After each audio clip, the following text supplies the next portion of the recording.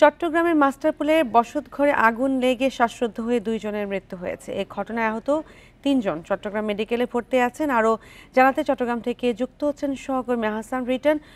Written, ঘটনাটি কিভাবে ঘটল এবং কি জানা গেছে, আহতদের কি অবস্থা?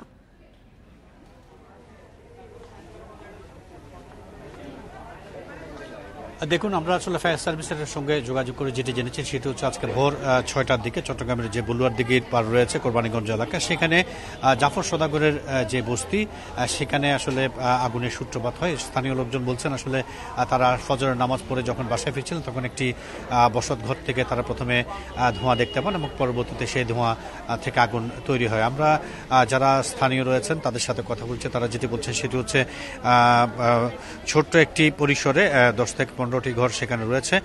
শুরুর দিককার ঘরগুলোতে যখন আগুন লাগে তখন মোহাম্মদ ইলিয়াস অর্থাৎ যিনি মারা গেছেন তার পরিবারের লোকজন একটি ছোট্ট কক্ষে ছিলেন। তারা আসলে ভীত সন্তুষ্ট হয়ে একটি তাদের ঘরের ভিতর যে বাথরুম আছে সেই বাথরুমে তারা প্রবেশ করেন এবং তারপর সেখানে আসলে ধোঁয়ায় আচ্ছন্ন হয়ে যায় এবং তারা প্রচণ্ড রকমের সেখানে আহত হন। পরবর্তীতে স্থানীয় লোকজন তাদেরকে চট্টগ্রাম মেডিকেল কলেজ হাসপাতালে নিয়ে আসার পর 2 জনকে আসলে কর্তব্যরত চিকিৎসক মৃত ঘোষণা করেন।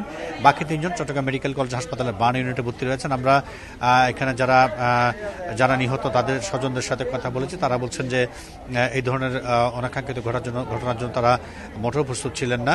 আমরা দেখছি যে স্বজনরা এখানে এসছেন এবং আপনি দেখতেই পাচ্ছেন আসলে নিহতের কন্যা তাহসিন সে কান্না করছে এবং অন্যান্য যারা আছেন তাদেরও বেশ মন খারাপ। এরকম একটি পরিস্থিতিতে চট্টগ্রাম মেডিকেল কলেজ হাসপাতাল সবাই অবস্থান করছে। আমরা ফায়ার সার্ভিসের সঙ্গে কথা বলে যেটি জেনেছি সেটা হচ্ছে ভোর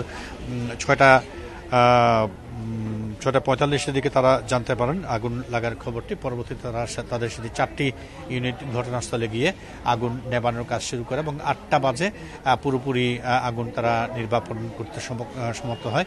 এর মধ্যে যাদেরকে চট্টগ্রাম মেডিকেল কলেজ হাসপাতালে পাঠিয়ে দেওয়া হয়েছিল তাদের মধ্যে 2 জন মারা যান। তারা স্বামী স্ত্রী, স্বামী মোহাম্মদ ইলিয়াস এবং তার স্ত্রী পারভিন আক্তার, তারা 2 জনেই মারা যান এবং বাকি 3 জনকে চট্টগ্রাম মেডিকেল কলেজ হাসপাতালের যে বার্ন ইউনিট সেখানে ভর্তি করা হয়েছে এবং তাদের অবস্থা কিছুটা সংখ্যা মুক্ত নয়, তবে কিছুটা ভালোর দিকে বলছেন চিকিৎসকরা। আমরা চিকিৎসকের সঙ্গে কথা বলার চেষ্টা করছি এবং চিকিৎসকরা বলছেন যদি দ্রুত তাদেরকে চিকিৎসা দেওয়া যায় তাহলে হয়তো তারা প্রাণ বেঁচে যাবে।